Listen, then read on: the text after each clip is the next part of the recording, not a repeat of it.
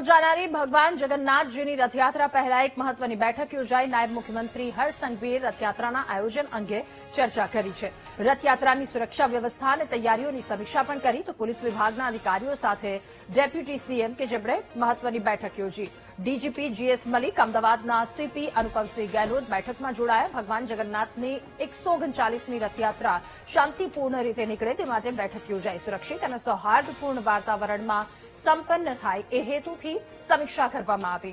Rathyatra route પર ચુસ્ત police બંદોબસ્ત ગોઠવવા માટે પણ સૂચના આપવામાં આવી છે। આ સાથે ટ્રાફિકનું સારું સંચાલન કરવા માટે, સુચારુ સંચાલન કરવા માટે તેમજ ઇમરજન્સી સેવાઓ સુદ્રઢ કરવા માટે આ બેઠકમાં સૂચના અપાઈ છે। વધુ માહિતી મેળવીશું। સંવાદદાતા મેહુલ આપણી સાથે ફોનલાઈન પર જોડાયા છે। મેહુલ, રથયાત્રા શાંતિપૂર્ણ નીકળે તે માટે એક ખૂબ મહત્વની બેઠક, શું વધુ વિગતો? બિલકુલથી વાત કરવામાં આવે તો નાયબ મુખ્યમંત્રી હર્ષ સંઘવીએ આજે અમદાવાદ ખાતે એક મહત્વપૂર્ણ બેઠક જે છે તેનું આયોજન કર્યું છે। ખાસ આ બેઠકની અંદર રાજ્યના પોલીસ વડા જીએસ મલિક તથા અમદાવાદ શહેર પોલીસ કમિશનર અનુપમસિંહ ગેહલોત ઉપસ્થિત રહ્યા હતા અને ઉચ્ચ પોલીસ અધિકારીઓ આ બેઠકની અંદર ઉપસ્થિત હતા।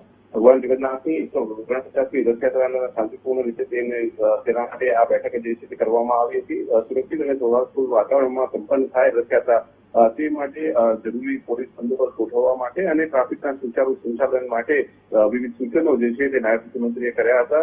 ઇમરજન્સી સેવાઓ જે છે તેની કોઈ સીધી અસર રથયાત્રાના લીધે ન થાય તેની પણ ખાસ તકેદારી રાખવા માટે નાયબ મુખ્યમંત્રી હર્ષ સંઘવીએ સૂચના આપી હતી। અમદાવાદ ખાતે આ બેઠક જે છે તે થઈ હતી તેની અંદર વિસ્તૃત સમીક્ષા કરવામાં આવી છે। મેહુલ, આભાર આપનો વિગતો સાથે જોડાવા બદલ।